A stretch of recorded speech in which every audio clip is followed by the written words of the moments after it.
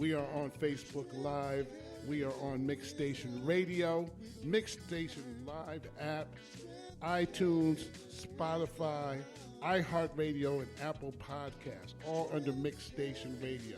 Listen, guys, before we're just Facebook Live, but you heard all the other stations that we're on. We need you all to tune in. Thank you. Hey, y'all, you already know this is Strength, Courage, and Wisdom every Wednesday at 10 o'clock, man. We are here live, man, espousing and talking about subject matter I think that's important to everybody. So right now I'm asking everybody who's tuned in already to share this with a friend, tell a friend to join in. We got a very, very special guest today, and I think there's going to be positive energy shared today with some good information. So listen, guys, I need everybody to tell somebody. I'm even doing it now. Call somebody, let somebody know the show is on the air and we are rocking and rolling. I'm tagging some folks myself right now. All right, so here we go. Let's do one more person here. Let them know I'm here. Boom, we're done. Boom, boom, boom. We're back. Okay, so listen. Today's show is going to be crazy, man. I'm telling you, we've been talking about strengthening relationships for the whole month, and I got one of my favorite couples on the line that's going to help us understand what is going on in this strengthening relationship. So, you guys know I have to do my sponsors first. I always got to get them out the way, get it done, because they help me produce the show. But we got Clay from Au Pair Law, Marcus McAllister from M&G Haberdashery, John from Cashland Apparel, Tracy from Cigar Diva, Sterling from Sterling Associates. He's home improvement guy doing painting. He did all my painting and home improvement here in my home. Family and home inspection. Chris Colbert. He does all my home inspection, commercial property inspections. I Am Empowered. Iana. She helps people write books, and she can help you write a book within 90 days. She's beautiful. She's great. Food for thought. My man Damon. Man, he's a caterer. He's, business has been slow because, COVID, but it's beginning to pick up with Food for Thought, Damon Hughes. Of course, my girl, Lisa's Luxury Consignment Shop, Lisa Shannon. You guys, thank you for coming out last Friday and Saturday. We want you guys, as the weather gets better and that Mount Washington area opens up, we need your support for Lisa's Luxury Consignment Shop. Electric Butterfly, my girl Janet, sea moss, black seed oil, all that kind of good stuff. She's there for you guys to support you guys in that. Delilah Fragrances, man. I have the two men fragrances, and they're just beautiful and got very fragrances. Just really good product. And Essence of Youth, she does face and hair care products as well. And of course, the music you guys just heard is by the one and only Marcus Bevans, who's on the show today. But we're going to talk about that in a minute. So I have some sad news I have to share, man, because one of my good friends, probably one of my best friends, that since I've been here in Baltimore, Miss Anita Curry, her mother, Virginia, passed away last week, and that's why I'm in black today. I'm going to the wake today and the funerals tomorrow. So I'm asking everybody that knew Anita and my family and friends to please pray for her. She's really going through a tough time. Her mother was a powerful figure in her life, and as most mothers are, but this one was really close, and she spent the last 10 days with her in the hospital and saw it go down. So she's really struggling. So we're praying for you, Anita. We love you. I'll be there this afternoon to the wake, and I'll definitely be to the funeral to support you and your family. Thank you. Listen, guys, last month, March, we were talking about strengthening relationships. I had Marcus on earlier in the Marcus Bevans on early in the month of March, and I had Team Hunt on. And I said, man, I haven't talked to Marcus and Cherie together, because I had Cherie on my show when it was Women's Month. And I had Marcus on my show before when it was just about relationships and couples and marriage and all that stuff.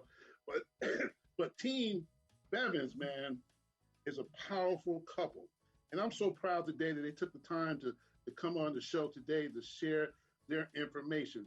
They are a dynamic couple, married over 20 years. I think they got 10 kids. No, they have 7. They got 7 kids or 6 or 7 kids. Six. They got 6 kids. They're beautiful, man. And they're doing a dynamic thing in ministry. He's a music ministry. He's in the relationship ministry. She's in the nursing industry. They both have a business called Team Bevans that has a conference for couples that are married and not married to help them get through some of the situations they deal with on as they live this life. So I'd like to welcome, with further ado, Marcus and Cherie Bevans. What's up, guys? Hey, what's going on, big bro? How you doing? Hey, nothing, man. Just hanging in there, man. Trying to see what's going on. I got, I'm gonna go right to the meat of things, man. You guys done counseling for I would say 10 years or so now. Couples, maybe even more. You guys helped me through some situations in my life over the last 5-6 years ago. And this is one of the reasons why I wanted you on the show. I need to hear from Cherie first, and then Marcus, the top 3 things you hear all the time, consistent with problems with most couples. So number one thing is going to be communication. Okay. One wants to communicate, one doesn't. Second thing is money. I thought we were going to do this, now we're doing this. And I would say the third most recent thing would be social media. Yeah. Issue. Yeah. Marcus? I probably would have to agree with those 3. As far as top 3. Lately, a lot more you're hearing more with people and children. Just their styles of parenting and it having an impact on the relationship. Okay, that's okay. That's a good one. So communication, money, and impact with children, and how they rear children, I guess, and how they deal with them in today's society. So the question I have now, since you answered that one, you guys go into a conference, and you got, let's say you have 20 couples, and you guys pretty much within this realm, there's going to be 10 things that are going to come up during the course of this conference that you're going to need to address because you've done it for so long, because it's common, like these things are common, and we're going to address these to help you get through these things. I'd like to see what would be some of your practices, your methodology of dealing with communication, money, social media, children. Probably in the form of, I would say probably examples, maybe some, how do you handle this situation, where we would possibly act out or give a scenario. This is what's going on, with social media, and, say she's on her social media scrolling or commenting or something. And then I see a comment that I might think is inappropriate. How are we going to deal with that?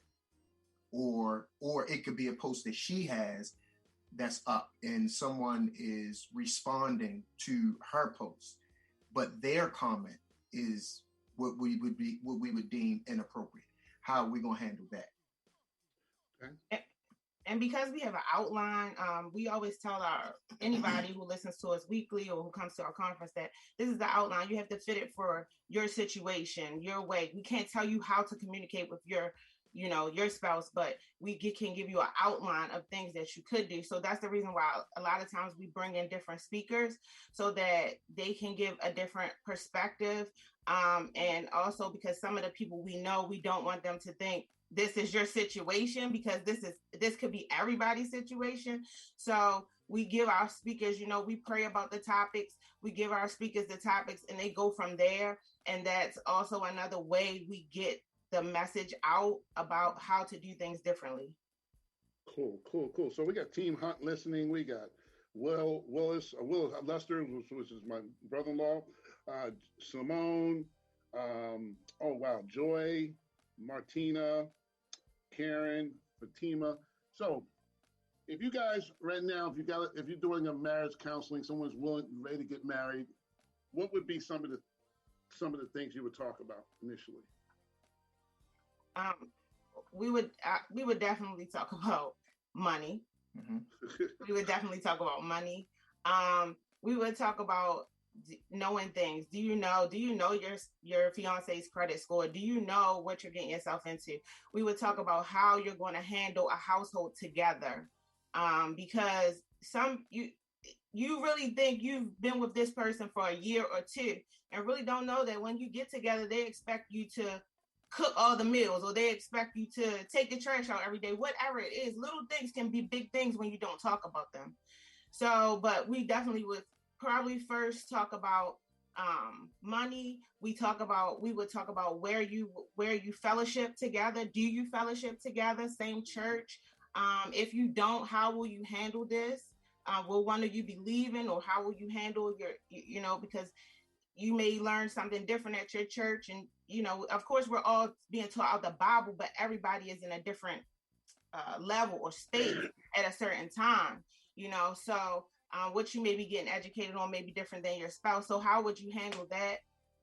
Then we'd also have to address, how you were raised, because your upbringing is a big part of how your relationship is going to go.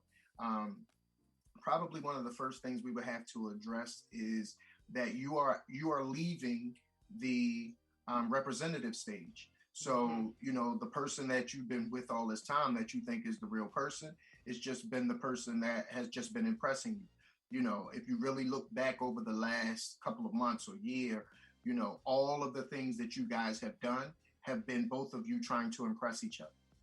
You haven't done the things that you don't want to do yet.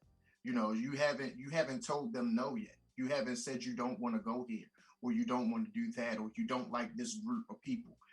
So everything has been about just the two of you, more than it's been about you interacting with family members or with each other's friends, where you're able to really see the real background of who the person is, because they'll get called out if they front when they with their family and their friends, because they're gonna check them like, what's wrong with you? Why you acting like this? Wow, that was a mouthful right there. I agree with you, the representative part of it. So, because we got a couple of young folks on the line now that recently got married or getting ready to get married, and they're thinking about this whole situation. And yeah, some of them are going through counseling, because you guys know that we are. I would definitely recommend counseling. You guys, I know, definitely recommend some counseling beforehand. So, you guys have been married 20, how many years? 22 years. You've had a lot of hills and valleys. How'd you get through them? How'd you guys get through? Because we know it wasn't easy. And if I'm correct, you both weren't saved at the beginning. Am I correct there on that assumption as well? Well, we were saved when we got married. Right. Yeah. wouldn't call it a model Christian. No, we were learning. I know I was learning. You were learning? I'm still learning today. Good. Well, first you have to determine that no matter what happens, you're going to go through it. Okay? Because it's easy to quit. I tell anybody, show me somebody who went through something, not somebody who quit, because it's easy to quit. You can stop anything you want any day. So we had to determine that we wanted to go through it. And everything we went through, it was definitely not easy. There were some days that I was like, oh, okay, I made a mistake. Let me reevaluate. Maybe we should just be good friends and good parents to our children, and we can be separate.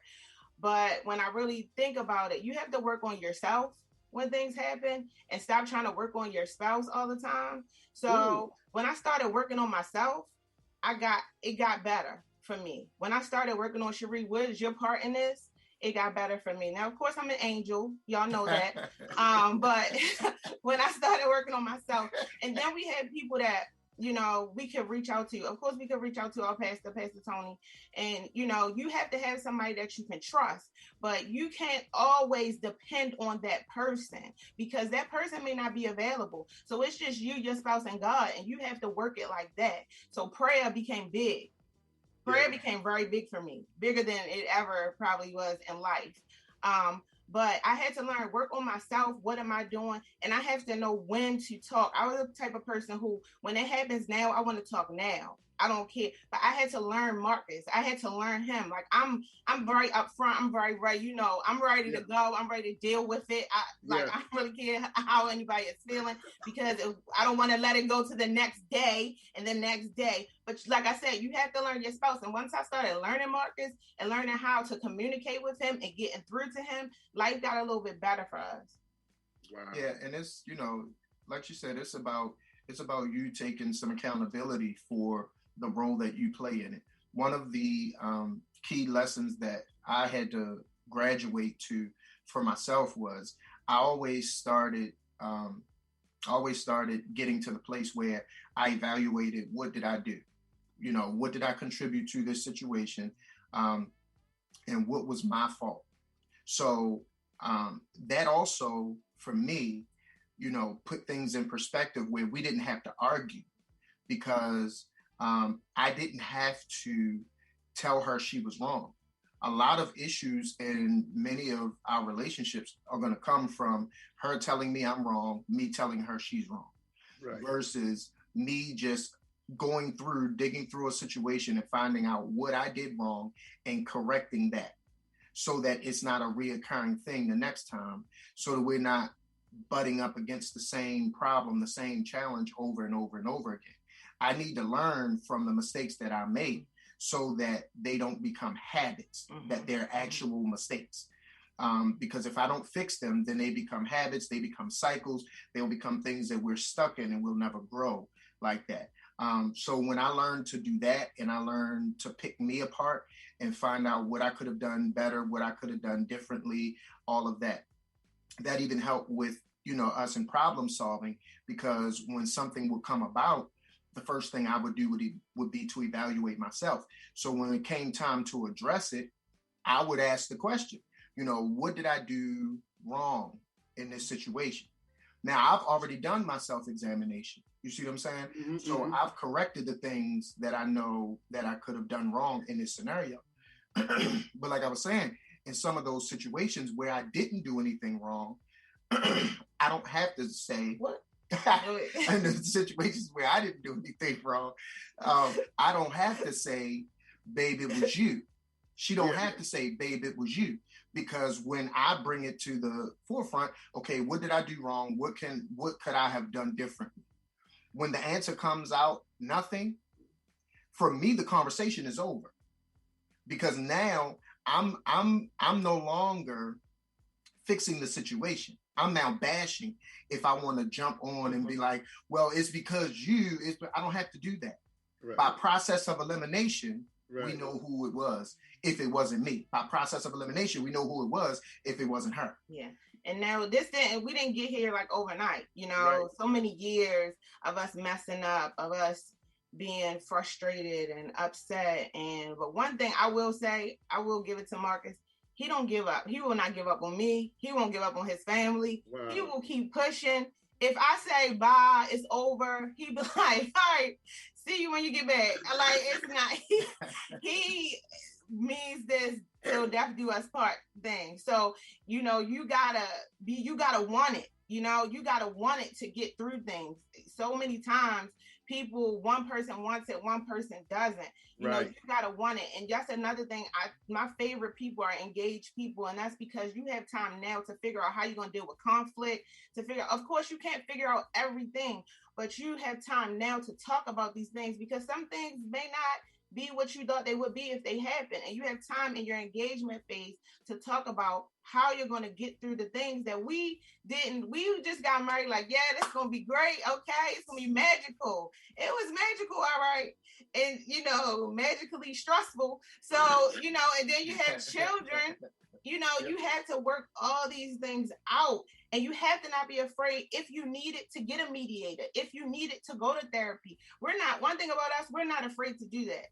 If somebody we trust, we will sit down with them and please teach us. We still learn today, of what to do in our relationship, because every year you're getting better, you're more wiser, and you have different things that you have to tackle and face.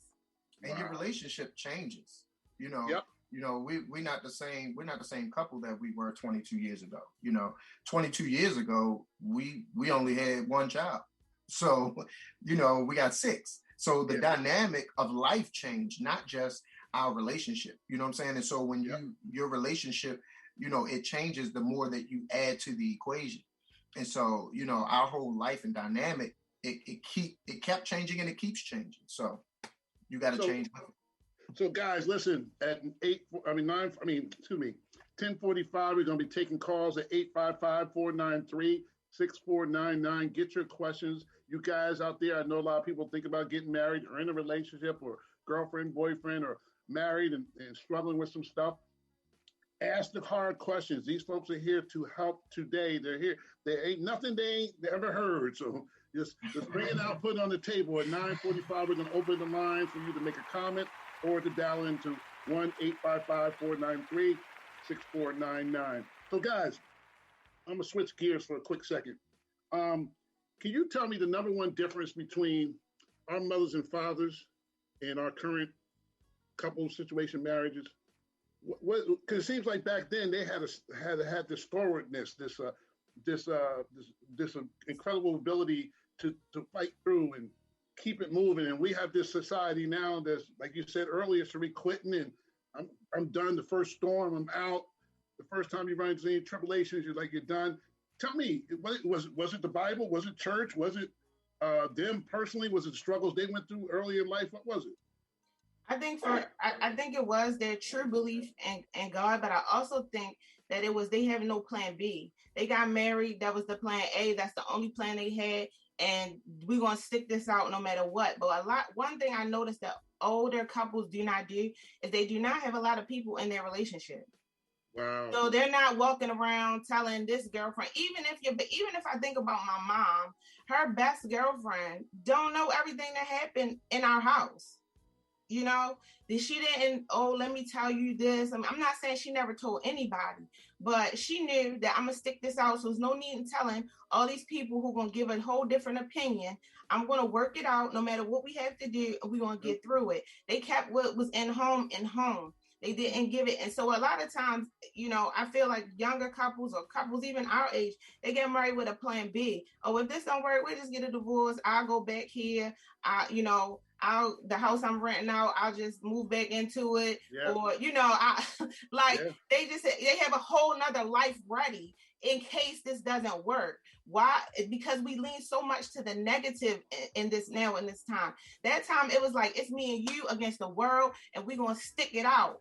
That's how older couples are. We're going to stick it out. We're going to trust God. And even the ones that may not have been saved or whatever, they just had that, this is my only plan. This is my only situation, me and you. We're going to ride it out. And a lot of people say, or maybe now they might say, oh, they were stupid. Oh, they were foolish. But I don't think so.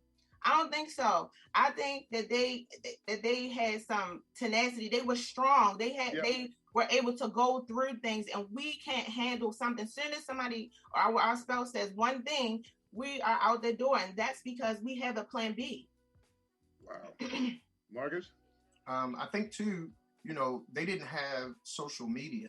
And so, this social media age that we're in, you have all of these false representations of reality. So, you could be whoever you want to be. You can drive whatever you want to drive, live however you want to live on social media, because you could take a picture from somewhere else and post it like it's yours. And who knows? You see what I'm saying? Like, most of the people that are on our social media, we're not even real friends with. Yeah. We just know them. We've run across them. And so we see their life based off of what they choose to post. And, and so now, because of that, people are thinking, oh, well, I got to level up because they here, they went here, they did this, they did that. They ain't there. They right in the basement. But but they're posting pictures that will have you to believe that that's what they're doing. And they're doing the same thing in relationship. You still seeing people saying relationship goals, or you still seeing people do a lot of things that ain't real. They still posting pictures holding hands, but won't show the person's face. You know what I mean? Like, it's like you got a lot of things that try to paint a picture, but it isn't the truth. You see what I'm saying? So, from where I come from, you creepy when you gotta show the picture of y'all holding hands. But just 1 minute. You holding hands, but you can't show the face. You can't show the face. It ain't real. Now, it ain't real. It ain't real. But that's so they and it's a one and done society. It's a one and done society, and it's like, if it ain't going my way, then I'll go do something else. And it's not just in our relationship. It's the same thing. It goes with jobs. It goes with churches. People leave churches like that. They leave jobs like that. There's no commitment anywhere. Right. That's it. That word right there is commitment. Yeah. I really enjoy it. So, Cherie, I'm going to ask you from a woman's perspective, and I hear this a lot. Yeah, man, She too headstrong, man. She got too much mouth. She's just too. She thinks she wears the pants. How would you? What would you say to a husband or a boyfriend to deal with a situation of that nature? Well, the situation is, because if if this is a woman who's a single woman, single mother, taking care of her own children, and you meet her, you're engaged to her, or you marry her, and she already was established, she has to learn how to, for lack of a better word, become unestablished. And not saying that she has to fall apart or be so, but submissive is a thing. But submission is knowing when to speak, when to do things, when to say it, how to say it. But for so long, if you've been running your own household, it's hard. It's hard for you to be like, okay, well, let me just this is what I've been doing. And that's what I'm saying when I tell engaged couples, this is what you need to talk about. These are the things you need to talk about, because a woman that's been taking care of her own things and everything, yes, they feel accomplished. They feel like, oh, this is what I need. This is what I've been doing. And so what are you doing? When I say this is what happens with the children. It's hard for them to submit, but they have to learn it to have a successful relationship and successful communication. Now, getting married, period, some women, mouth, talk, have something to say, and I want to be heard, okay? Because you grow up, you want to be heard. Like, I don't have time. I'm not going to get married, and then you think I'm not going to say anything. But I had to learn when to do that. I had to learn that I am heard, but nobody hears you when you're out of order. Right. So, and nobody hears you when you're out of order. And so when you walk around and you say, this is me, this is just me. And of course, some wives and some fiancés, they're not my friends, because it can't just be you. You got to change. You got to learn how to mesh with the last name you get. You got to learn how to come under the fold, or don't come under. Stay single. And you can be in charge of anything you want single. But when you come under and you're with your husband, you have to come under and be submissive to the umbrella that you've come under. He's covering you now. So you're not in charge. You're not the one who gets to be like, oh, this is what I'll tell you this and I'll do this. No, you don't get to do that. You have to unlearn that, and you have to learn how to communicate better. And that's what I had to do. I had to it's not easy, women. It's not easy. But you have to learn how to communicate better, because it will be a struggle from day one till you decide you want to change.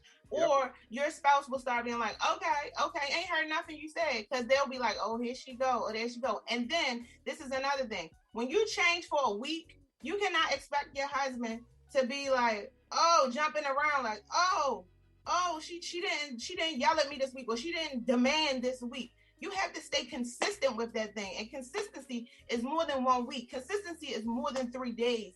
The Bible says we win them with our conduct. But your conduct needs to be consistent. You cannot be this way one day and this way the next day. Your husband is like, now is she bipolar? Like, what's going on? So, and nothing against bipolar. If you're bipolar, take your medicine. You'll have a great life, okay? But, you have to be able to be consistent in your change, okay? Until your spouse notices, like, oh, okay, now she understands how to communicate. And it's not that they're not learning you too, they are, but there are some things that you can't do in single life and married life. And this is the reason why a lot of people struggle for years and years and years, because they're two single people. They never come together. Absolutely. Marcus? I would add to that and add to it in defense, honestly, to the women's side of things. Okay. So, I think originally we didn't have as much of that, because most of the women that men were getting, they were getting from their parents' home. So, they weren't bosses. They weren't independent. With independence comes certain characteristics, because that's what it takes to be successful in independence. So you can't want certain things, but not be willing to accept what comes along with it. So if I want you to be, if I don't want a dependent, and I want somebody that's going to be aggressive, and I want somebody that's going to go out here and do things, and somebody that's going to be a mover and a shaker, I can't expect for them to do all of that, be all of that, and think that there's never going to be any, rift in, that you're just going to be all of those things everywhere in the world, and you've mastered how to cut the light switch off of being aggressive and being a go-getter and being a doer and all of this stuff. And when I come around, you turn into this little gentle lamb. You know what I'm saying? I want you to be a lion in the street and a lamb at home. And sometimes that's going to overcross because of the characteristics that you have to be that person. So sometimes our expectations as men from what we want from our women is confusing. Because I'm giving you responsibilities to be this, to do this, to go out here and make this happen and go grow this. And I'm put this in your hand and I'm expecting you to make this grow. And you got to be aggressive. You got to go here. You got to do that. And then it's almost like a, for lack of a better term, please don't be offended by what I'm saying, guys. But it's almost like a dog that you train to do all of this stuff and then they turn around and bite you. You know, you may have taught it to defend the house and this, that, and the other. But then if it get mad at you, you taught it how to be aggressive in the bite and to protect and to do all of this. So when they start doing that for themselves, then it's kind of like, well, why would you do that to me? You know what I'm saying? So, you know, part of that is the environment that you put them in and what you're expecting from them. You know, sometimes we aren't fair to them. We're looking for them to be so much without giving them room for transition. Mm-hmm. So you guys both are involved in church. You're the music ministry. Cherie's involved with the church, and I believe that your whole ministry is the counseling around marriage and couples. For listeners out there, give some biblical, both of you, each one of the individuals, some biblical things that you guys teach during the course of your conferences. The first thing that I would say is a personal relationship. You know, you have to have a personal relationship before the two of you together can try to build one for you or your family. So we can't live on godly principles if you don't know God. You know, it's going to be impossible. So you have to establish a relationship for yourself so that you're able to effectively grow and become the things that you need to grow and to become. So, you know, that would be important, as well as having not just a relationship through prayer, but a relationship through the word, because that's where the principles come, you know. And so I would also add to using Matthew 6:33, where you seek ye first the kingdom of heaven, and all these other things will be added, because oftentimes we're chasing the things and we're forgetting the one who gives us the ability to have them.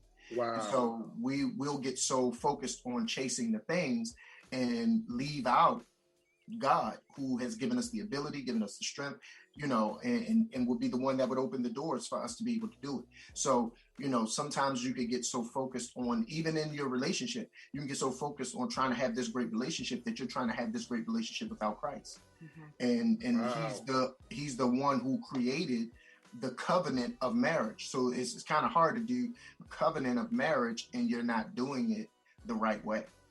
Wow. And I would say to put God first in everything. Trust God with everything, because, you know, I made this mistake, and I'm very transparent in a lot of things that we do, but I made the mistake of putting Marcus as my God, and God is a jealous God, and that did not work out good for me. God quickly showed me how Marcus is not my God, and how everything that we have and that we do is because of God. And so Proverbs 3:5-6, trust in the Lord with all your heart, lean not into your own understanding, and all your ways acknowledge him, and he shall direct your path. I have to acknowledge God in everything we do, everything I do. We do it as a couple, but we have to trust God more than we trust each other, more than we trust anybody that's giving us therapy. I had to put God first, and I learned to start putting God first, and to start, you know, seeking God first, and through prayer, through reading the word. This is also how I got to a new level in my life, and in my maturity in my relationship, my maturity in God. So, you know, I try to tell people, you got to trust God more than you ever trusted God before. And you have to know that, especially wives, we try to put our husbands up so high, and then when they do something, we're devastated. And that's because we made them our Lord instead of making God the head first, and then your husband. Wow, that was a mouthful there, man. That was worth it right there alone. I'm hoping people took notes on that one, man. That was a blessing. But listen, guys, you can ask questions in another 10, 15 minutes, 855-493-6499. One of the biggest problems with most of our people, I hate to say it, especially minorities, we do not seek guidance. We do not call upon people who know how to teach and know how to help you train and get you in the right space and place. These folks have been doing it for years, and they have a very large conference, and they're going to tell you about it at the end of the show, how to get there. But it's important that you ask questions. If you have some questions, there was a young lady on when the Hunts was on. I'm going to ask you guys a question she asked. Recently married, and she's finding, not finding, it's nothing bad, but she's just asked a question about how she should deal with, they had their first argument, and it seems like he's stubborn, and he ain't moving, and she wants to get it moving. She wants to get this out the way on the table, and let's have this so we can move on with our lives. How would you guys address that? So that goes to what I said earlier about that she has to learn his way of communication, which now that they're married is probably a little teeny bit different than when they weren't married, especially if they weren't living together before. So she has to now figure out how, and maybe she has to just ask the question, how do you want to handle conflicts? Like, when do you want to come to the table? Because if in your mind, you're like now, and he's like, in 2 days, because I don't want to say the wrong thing, or I don't want to hurt you because I love you, then y'all have to come to a compromise. So sometimes it's just a question, to ask the question, how do you, and not in the heat of the moment, not when this is going on, but maybe later. Sometimes we have to take a loss, sometimes you have to just take a loss on this one and say, we'll talk about this later, until I find out how he's going to communicate. So there are a lot of times I took a loss with Mark. It's like, all right, just forget it, because I'm talking and you just gone. You ain't even really hearing what I'm saying because you're not ready. You're not ready to communicate about this. But how does he want to communicate? So you need to find out how he wants to communicate when there are conflicts. Not saying the way you want to communicate doesn't matter, but I'm saying then once he gives his answer, then you can compromise on, okay, well, how about we do this? Whatever it is, then you can compromise on it and you come to agreement, and then that is how you can do it. But once you come to that agreement, consistently do that. Don't say the next time, well, this is worse than that, I'm upset, we're going to deal with it now. No, because it's still not going to get you the answers that you want. You will just be wasting time and wasting words. Wow.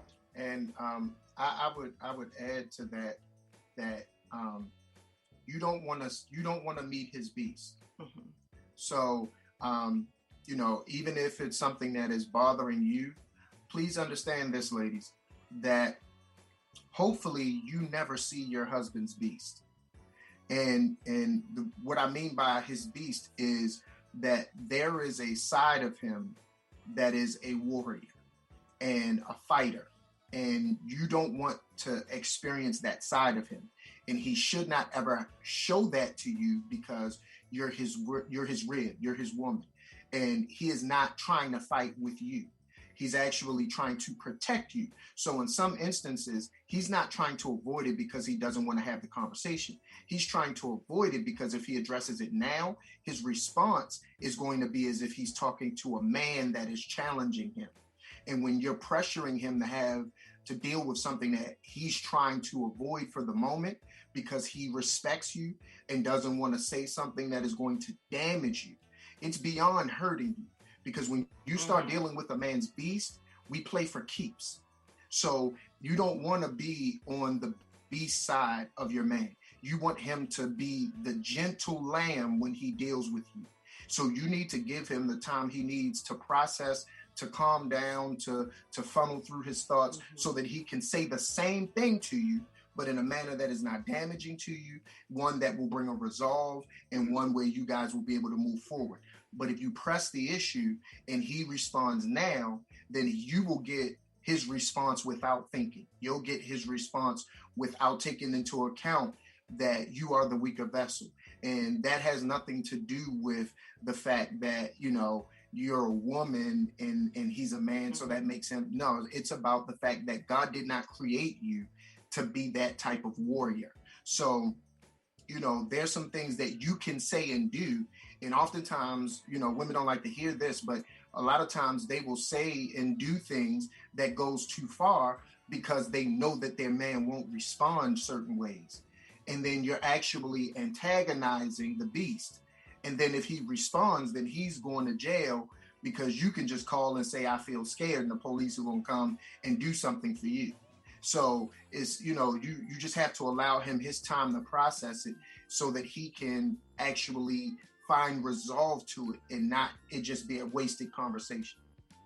Question for you both.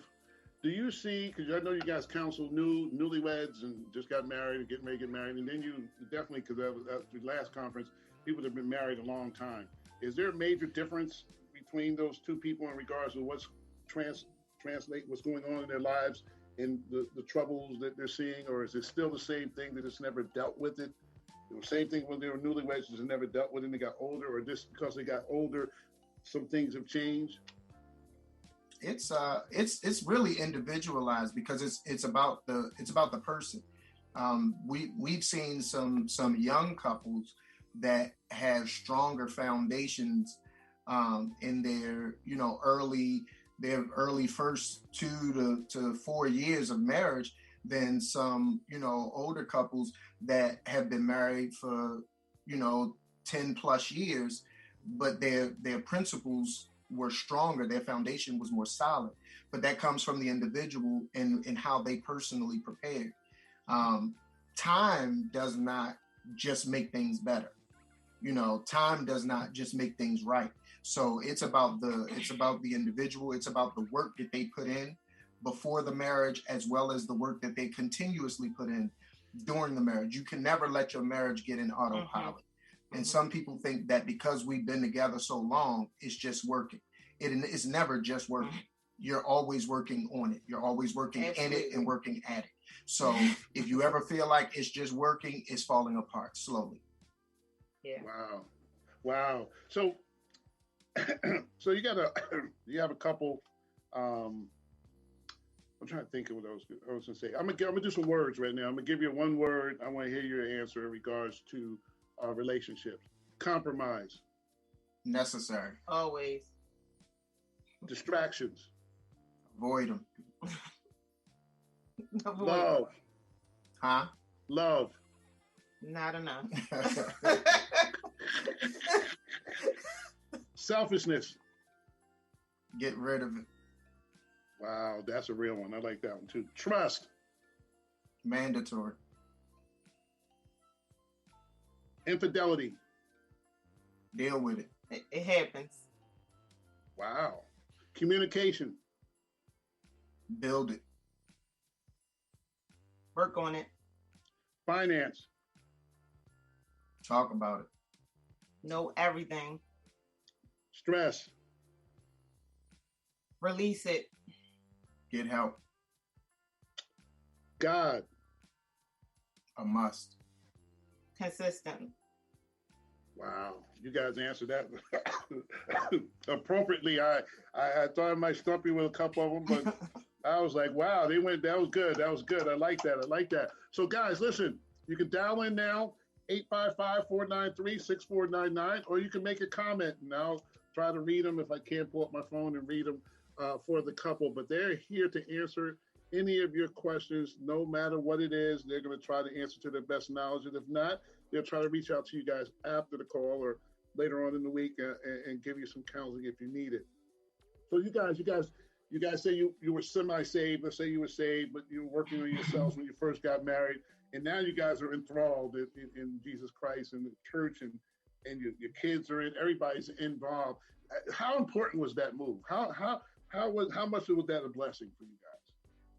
For me, it was so important because I feel like I would be a total different. I already know I would be a total different person if I did not throw myself in to God and not just going to church. In the beginning, that's how I was. Just like, okay, you go to church, it's a habit. This is what you do. Listen to the pastor. Forget what he said by Tuesday or she said by Tuesday, and you go back on Sunday. You might go Wednesday.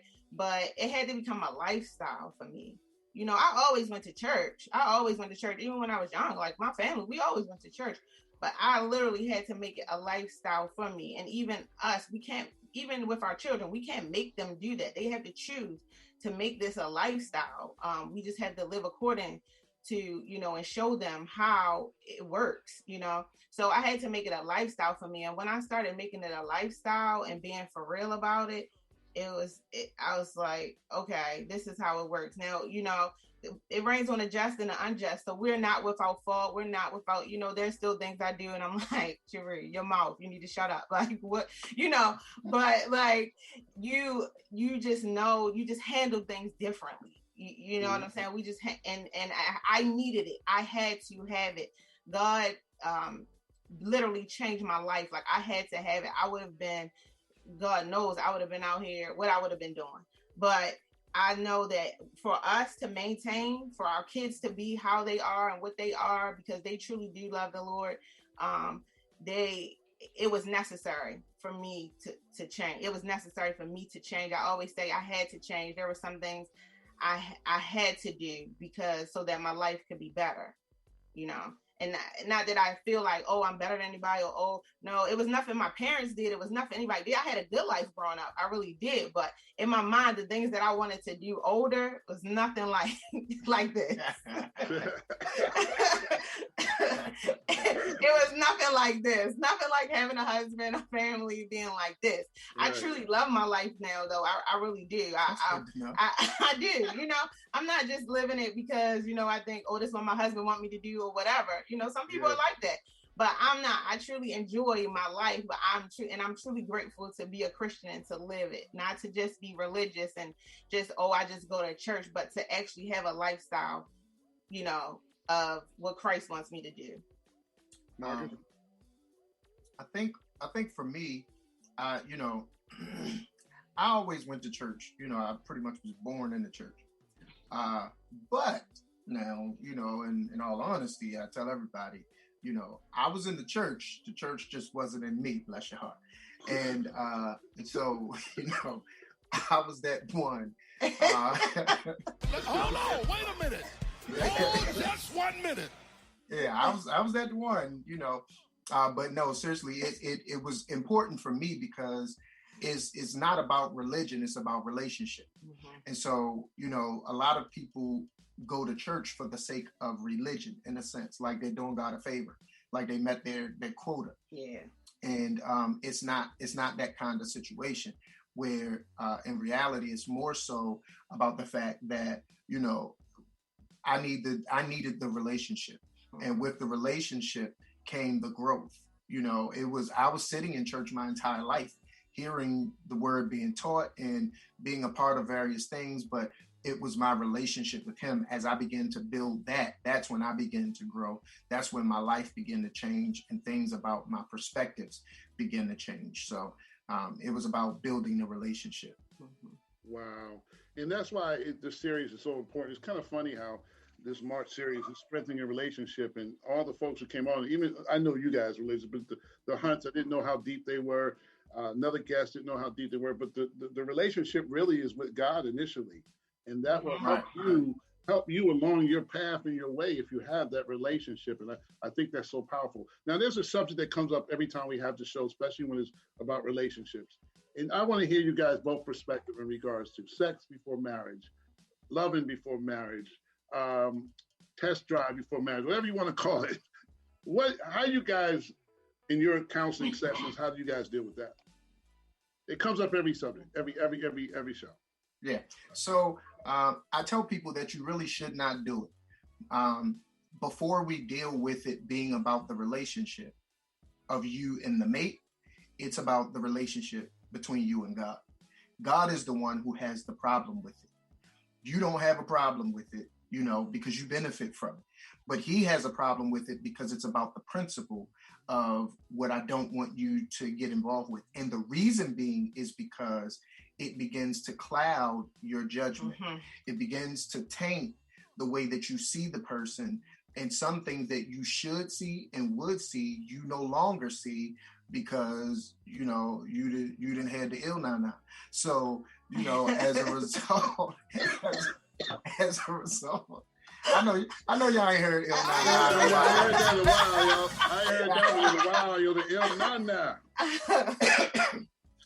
But it was really God trying to keep the blinders off your eyes. You can see clearly when you're not distracted. And so when you begin to enter into that part of it, you then begin to deal on a different level because it's a soul tie. Mm-hmm. And so your souls aren't supposed to be tied until you're married.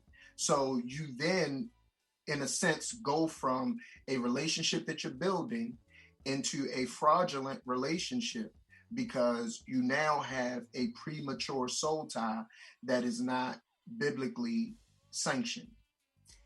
Yeah, so I say don't do it for somebody who did it because you have too many, you know, it's supposed to be you and God. If I understood more then, or back then, if I had more knowledge, I would have been like, no way, because it brings so many things into the pot that now you have comparisons. You have, oh, well, what if it's not this? Or what if I don't do it? I get married and then he's not like the first one. Or what if, you know, so my advice is do not do it. Trust God. Trust that who you are going to join with, that God knows what you need and God knows what he needs. And what you feel like you don't have, you can teach each other and keep it moving. Like, I would just, like, my children, I beg them, like, please don't add that into your pot, because then it just makes everything, you're always chasing it. You always like, I want it, I can't do it. You know, and so many women that are engaged or want to get some, I do, oddly enough, I know a lot of couples that have done this and got married and it was okay. Everything was okay. There are very few that I know that are like both virgins got married and, you know, but I know some couples that dated, did not have sex and got married and everything was okay, but they had to trust God. Like, you gotta know, like, God will not allow you to get married and then this just will be a total bust. You have to trust that God sees that you're obedient to him and then he's going to bless your relationship in every area. Wow, that was a blessing. I appreciate that because my brother Wilbur, he always calls in. This is one of his topics. So we're gonna pray for him and keep him in our presence. No question there. So guys, listen, man. We need a couple of questions, man. Listen, I hate this, man, when this happens because I don't even care if you give it to me in a comment. I'll ask the question for you. It's important that you get information when it's available. And these two have counseled for years, have been through a lot, have a spiritual foundation and background. It's important that you hear a word from them today and bless you with something. That's how important it is to me. So I want somebody to call in. I want somebody to either make a comment, ask a question in a comment, something you're dealing with, something you dealt with in the past, something you think you're going to go through, whether you're young or old, engaged or boyfriend, girlfriend, whatever the case is. So you both have daughters and a son, and everybody's young. What's his name? Okay. I'm teaching my daughter because every man doesn't need to know you that way. Okay, yeah, that's true. She said that she taught her daughter that every man doesn't need to know her that way. So she needs to, sustain if she could possibly do so. We all know this is very difficult to do, the sustaining part. Yeah. And I don't care how strong you are. We've seen many mountains fall. That subject, that thing. So it's not easy, but we do. Some people have to do it to get to another place. So you guys have young kids, and a lot of folks on this call, unfortunately, have kids. They're young, and some are in their teenage years, some are in college. What advice would you give some young folks, man, that are just dating and filling things out? What's some advice you'd give them? Because you guys have daughters now and they're getting of age. What's some advice you would give? So I would say date on your terms. So, as the person said, you don't, everybody doesn't need to know you in that way. And that's just not about sex. You date on your terms. You're not forced into anything normally. And we have a couple of daughters. Well, obviously one is engaged, but we have a couple of daughters that date or have dated, and they know our house rules, but they also know that they're upfront with what's going to happen. And normally that will weed the guys out. Okay. So if they keep hanging around, or either, they're going to be like, okay, next date, this is it. You ain't going to talk to them no more. But crazy enough, when you date on your terms and you are strong, you have a standard. A lot of guys like that. Yeah. A lot of guys like that. I can show my daughters that. A lot of guys like that, oh, you have this standard. Some guys like it because they want to see, can they break it? Right. And then some guys, when they can't break it, are like, whoa, no, you're serious. No, you're serious. And I know that is how I was when I was dating you. Like, I was there were some things like, no, this is what's going to happen. I'm not going to be, but I teach them, anybody, even males, date on your terms. Because some of these young girls out here, my son has to date. Oh gosh, he's 8 and he's already talking about who he's going to the prom with and who he's going to marry and his kids' names.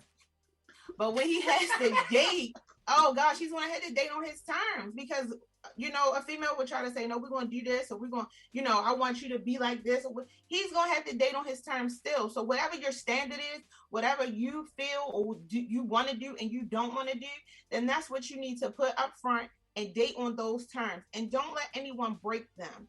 Don't be like, oh, okay, well, I really liked him though. I tell my children too, your heart will be broken. I don't never let them think that you will not have it. Your heart will be broken. We have a phone call coming in right quick, Marcus. Dear caller, hi. Oh, hey, how you doing this morning? Good morning. Your name, please? Good morning. Loring, Loring. All right, Loring. How you doing, Loring? How are you, sir? I'm doing well, Richard. Doing well. Good. Hey, what's your question? How do you deal with in my last relationship, I didn't want to have sex before marriage, right? And the female partner kept bringing up, well, don't you like me? Don't you want to be with me? Are you having sex with somebody else? I mean, she accused me of so many different things, and I tried as long as I could not to have sex with her because I knew I wanted this relationship to last. And I knew I wanted God to bless it. And I knew in my heart that's what God wanted. But the pressure from her was just overwhelming. The jealousy, you must be having sex. And I wasn't having sex with anybody. I wasn't even masturbating. I was really trying to honor this. And once we tasted the nectar of one another, it was just on and popping. It was just, we were just having sex like crazy because it was just that good. But it was, and the relationship turned into a horrible thing. And I think it was because we stepped the boundaries. I think it's because we didn't honor God from the beginning. So how do you deal with the opposite sex pressuring you into something that you don't want to do? How do you do that? Marcus and Cherie, how do you do that? Okay. So, like I said, you have to have your standard. Now, this is not easy, okay? Because you're dating a person, you're with them every day, or whatever it is, but you have to keep your standard. You have to be I'm assuming you're a man of God, you have to pray, you have to explain, you have to make her feel comfortable in knowing that this is why I'm doing it. I'm doing this because I want to please God. I want to serve God, and I want to be blessed by God. I want our relationship to be blessed by God. You have to lay it out so that she's not jealous and that now I'm not saying this is going to be foolproof because there may be some women that's just like, no, I ain't no men out here like this, but there are. And so you have to lay it out so that she is aware and understands that these are the true reasons why I'm doing this. Not because I want to sleep with another person or not because I'm doing something behind your back, but just because I want us to be blessed. Now, if she doesn't have the same values and the same standards, this is going to always be a tug of war. It's always going to be a tug of war. Yeah. You're going to always be. So then you have to make some hard decisions. And then, of course, if you have sex, you don't have to continue to have sex, okay? But I know that's hard too. But you have to say, this is my standard. I'm not going to let it be broken by anyone, especially if you know that you're pleasing to God. That's what we got to get. Like, I know that I'm pleasing to God right now. I'm not going to let this standard be broken by anyone. I don't care who or what it is. And then, another thing too is people forget that men experience this as well. they think that women are the only ones who, get pressure when it comes to, to sex. So it does go both ways. Wow. Lauren, thank you for the question, my brother. I'm hoping that the counselors gave you some information. We have another call, and Brother Lauren is an artist, man. The brother's down in Fells Point. You got to get down and see his art. Nice. Lauren, can you please put on the post your address and your name of your company? So people, I have art in my home now. It's just unbelievable art, man. The guy is fantastic. He's creative. He's a man of God. He does a thing every morning, too, at 7 o'clock, and I'm proud of him and what he's doing. Next caller. Caller, what's your name? Hi, this is Tanya. Hi, Rick. How are you? Hi, Tanya. What's up, T? How you?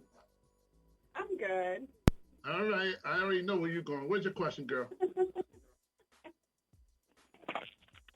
Okay, so it's not a question, but I just wanted to piggyback on, it seems like I'm always calling in regards to that issue, but I just wanted to piggyback on the last caller and just say to him that, he's a strong man of God, and the best thing for him to do is he's going to have to wait and just wait for the woman that God has for him, because, I'm also in that position, and I choose just to be strong and live by God's word and not put myself in those positions. So the best thing for him that he's going to have to do is, it's hard. It's actually, I don't find it hard. I find it very easy to do, but he's going to have to stop putting himself in positions that don't serve him, because it's just going to make him fall where he doesn't want to go. So either, God bless, he's going to have to wait patiently for that woman that God is calling him to. And she'll come in due season, but he has to be patient and wait. He can't continue to date women and they don't want the same thing that he wants, because every time he's going to end up in a physical, he's going to get weak. And women are a little stronger than men are in that, so I give him kudos for standing strong, but in order for him to stay strong, he's going to have to be by himself until God blesses him with that woman and she puts him in his, in his vicinity. And when she comes, he will know that it is her. He will have no doubt in his mind that is his wife. Amen. So well, I just wanted to make that comment. Thank you, T. I really appreciate that. As usual, thank you, T. I really appreciate that. All right. That. Have a good day. Take care. Take care. So Marcus and Sheree, this is a big topic. That's why I brought it up earlier with you all. And I got people in Las Vegas and Net. I got people all over there jumping on this topic. This is a big one, because those urges and those weaknesses, those strengths in some people's world are very captivating and really make harmonious relationships. And I'm not going to speak for Lauren, but I believe that a relationship ended harmoniously because he was in another place and she was in another place, and it just didn't work out. And here we go now, which, he's a little frustrated behind it because he really loved the woman and wanted to be with the woman, but the woman wanted him in another way. And that happens vice versa. So I'm not going to put on the woman all the time. Men do the same thing. So,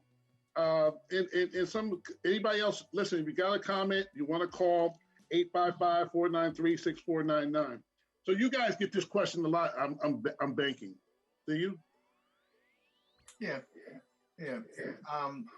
But so here's the thing. You hear about Pandora's box and how you don't want to open it. And that's real, because if you get into it, then you end up entangled. You know what I'm saying? So it's like you don't want to deal with, and it's one of the reasons why God didn't want us to have sex before marriage. It's actually a major principle, because if you experience it, you now have something to judge it against. So God's intent was for us to only be with one person sexually, and that was our mate that we married.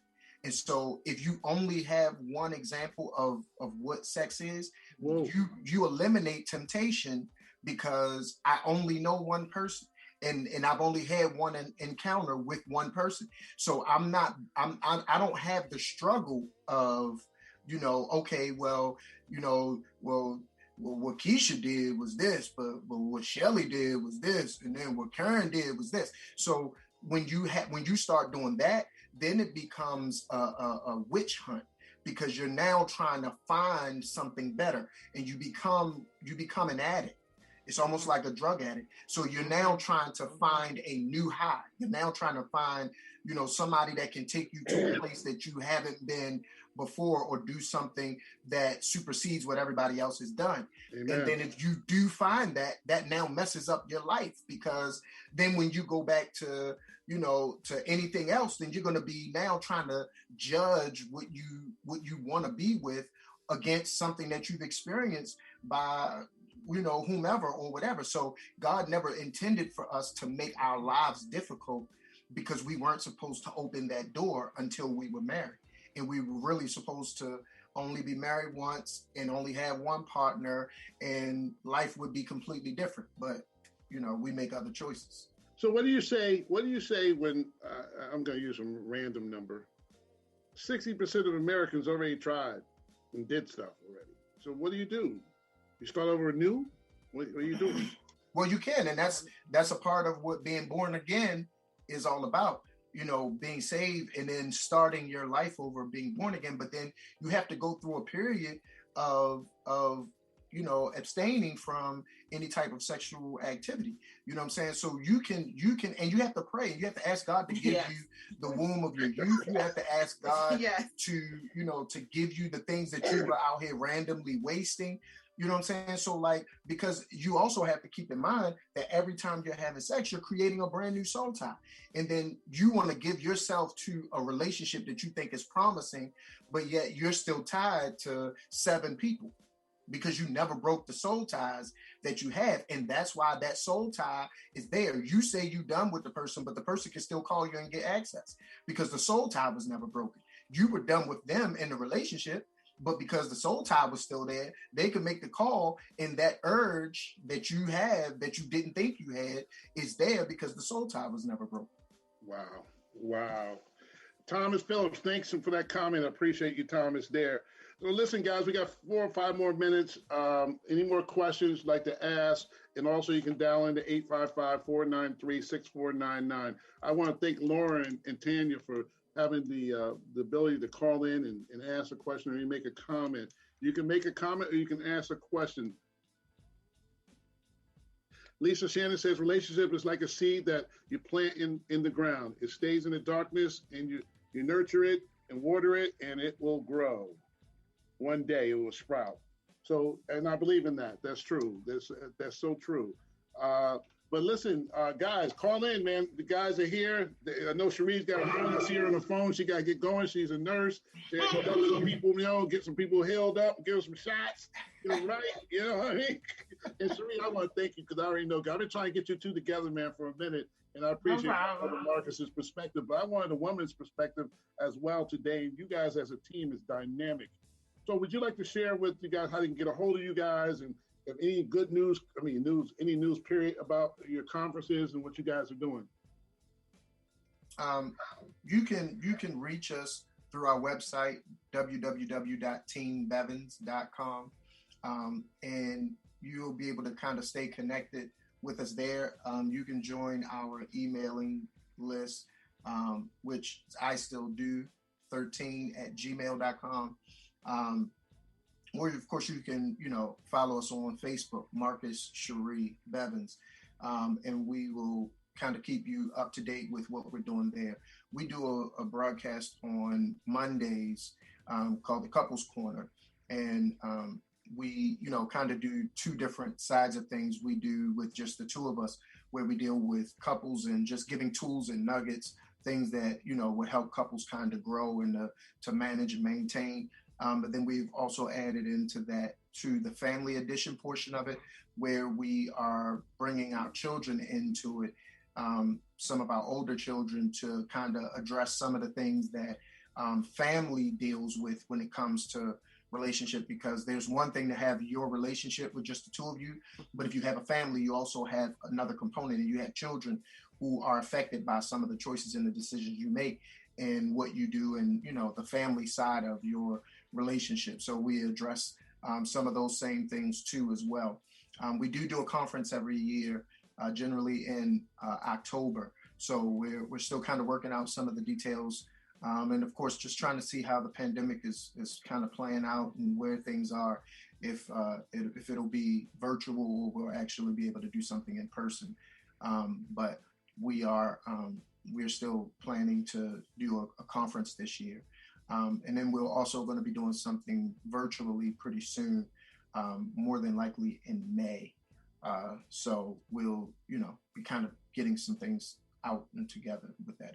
We have two questions came in. My friend Lawrence from New York says, so one of the biggest excuses you hear from women and men is that people want to try it. They don't know if they're going to be satisfied sexually. That's why they have to try it first. What does my guest say to that? I mean, that sounds like it makes sense. But do you you say you want to try it to see if you like it? You know what I'm saying? But I guess the question is this: how many people have you been in love with, and then say, you know what, I ain't gonna be in this relationship because the sex ain't good? Not if you love them. Now, if you just wanted a surface relationship because you really were just trying to get some sex, then that's what your intent was. But if your intent, because sex is something that's taught, it's skill based. So if it's not where you want it, you can teach them how to be where you want them to be. So the whole notion of, well, if they can't do this or they can't do that, then I don't want to be in a relationship. To me, that shows how shallow the individual is. And they would be that way for one of two reasons. Either they are not in position to teach, or they don't have the ability to help someone else help them. You know what I'm saying? So it's like, I understand how that's supposed to sound in theory. Yeah. I just don't think that that's a reality. Second question came from Sonette from Las Vegas. She says, what does God say about divorce? Do you think we should try to work out with a divorcee, or what? What does God say about divorce? God says he hates divorce. So just in a nutshell, he hates it. Now, he didn't say that it was sin, but he hates it. So he hates it because marriage is a covenant, and it's a covenant that he created. And if marriage is done the way that it's supposed to be done, it shouldn't end in divorce. So when it is choosing to end in divorce, it's because the covenant was not followed properly. In all of the aspects of the covenant of marriage and how it's supposed to be. Now, you have that choice and you can make that. But the reason that he hates it is because divorce, ending a marriage never ends clean. It never ends without damage. It never ends without hurt. Yeah. And especially, because you've got now families that have joined together, relationships that have been established, children that have possibly been brought into the world as a result of this. So because the two of you could not choose to work it out and say, you know what, I don't have to take this, we're going to scratch this, you go your way, I'll go mine, it's bigger than just the two of you. So he hates it because it does damage to more than just the two people who say they're not going to be together anymore. And so now you have relationships that are torn because I was okay with people in the other, mate's family. They were okay with people in my family. Now they don't know what to do. They don't know if they got to choose their loyalty or can they still maintain the relationship. And like, it just does a lot. And so he hates that because that's not the way that it's supposed to be. Wow. I want to say, man, thank you guys so much, Team Bevans, for joining the show today. We've had some questions and we stuck. I knew that subject was going to be a sticky one because we get this on kind of a relationship. And I really appreciate the way you guys handle it and deal with that subject matter because it needs to be dealt with because there's a lot of folks struggling. And I appreciate Lauren and Tanya and Lawrence and Sarnette for asking those questions. In closing, I would like to say thank you both. I would like to say we're going to get together, hopefully when this COVID season's over and sit down and chat a little bit and catch up. I'm proud of you. The daughter got engaged and of course the daughter graduated That's beautiful. And then the one that was dancing on online, she was doing her thing. I was like, hey, that Bevans? What the heck?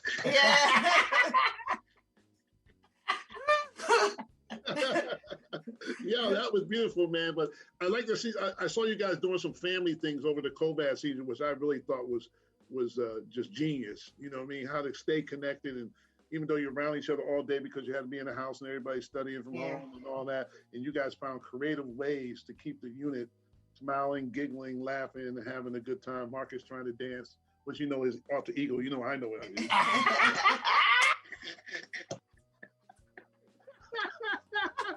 Yeah, so I really appreciate you both, man. And thank you again for coming on. I love you guys, man, and you guys take care. Thanks for having us. Thank you both. All right. Strength, Courage, and Wisdom on Wednesday at 10 o'clock, guys. We just had an interview with Team Bevans, man, and they showed you how to get a hold of them. And Marcus, can you put the stuff in the comment for us, please?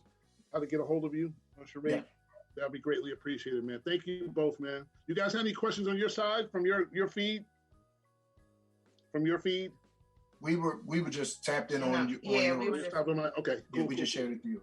All right. Thank you, guys. Thank you. Marcus Wilbert, what's up, baby? Hey, y'all. Good stuff, man.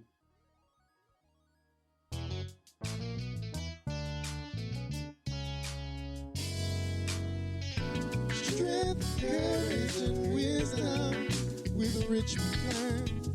Strength, courage, and wisdom. Hey, y'all. It's your boy, Rick McLaren, as you know it. Strength, Courage, and Wisdom every Wednesday at 9 a.m.